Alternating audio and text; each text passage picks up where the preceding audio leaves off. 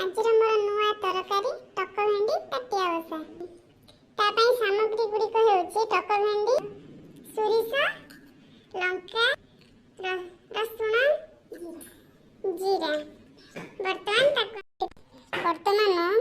तार paste T हो जाइछि मरसुना पत्र सोरिष तेल स्वाद अनुसार लुण स्वाद अनुसार हळदी सामान्य लंका गुंड टक भेंडी तापरे मसला को पकई दबा तापर ताको भल भाव घाटी दबा जमीती सबू टक भेंडी को पाइजिब ता मसलाटे अल्प किछि चीनी तापर नबा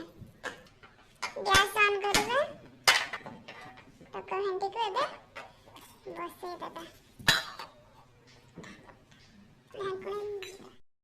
वर्तमान टक भेंडी बाटी बसा हमर प्रस्तुत हो जाइछि आसंतु हम टेस्ट करी देखिबा हा केमिति